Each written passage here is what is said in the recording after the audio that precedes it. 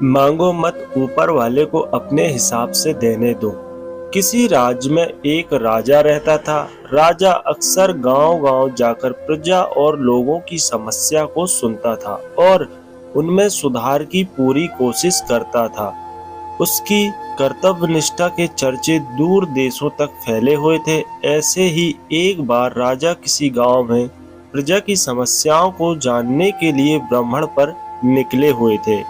उसी दौरान राजा के कुर्ते का एक बटन टूट गया। राजा ने तुरंत मंत्री को बुलाया और आदेश दिया कि जाओ, इस गांव में से ही किसी अच्छे से दर्जी को बुला लाओ जो मेरे कुर्ते का बटन लगा दे। तुरंत पूरे गांव में अच्छे दर्जी की खोज शुरू हो गई।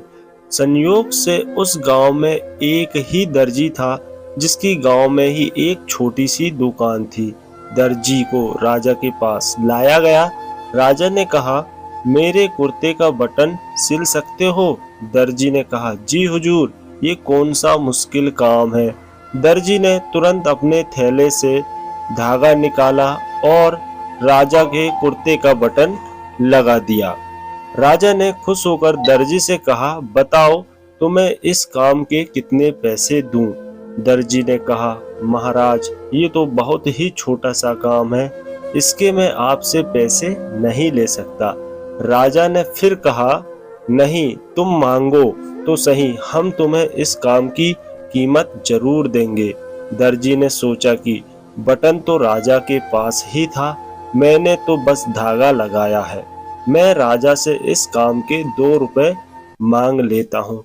फिर से दर्जी ने मन में सोचा कि मैं राजा से अगर 2 रुपए मांगूंगा तो राजा सोचेगा कि इतने से काम के इतने सारे पैसे मांग रहा है, कहीं राजा ये ना सोचे कि बटन लगाने के मेरे से 2 रुपए ले रहा है तो गांव वालों से कितना लेता होगा।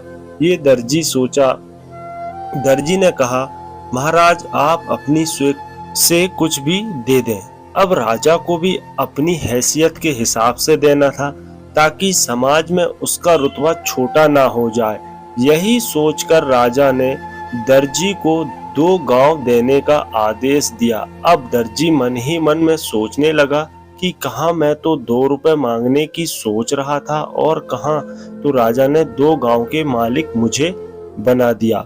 दोस्तों, हम लोग भी उस दर्जी के समान है, अपनी क्षमता से सोचते हैं और भगवान से कुछ न कुछ अपनी हैसियत से मांगते हैं, लेकिन क्या पता ईश्वर हमको उनकी देने की क्षमता के अनुसार कुछ अच्छा और बड़ा देना चाहता हो। गीता में भगवान श्री कृष्ण ने कहा है कि कर्म करो, फल की इच्छा मत करो। जब आप भगवान पर सब कुछ छोड़ देंगे तब वह अपने हिसाब से आपको दे देगा।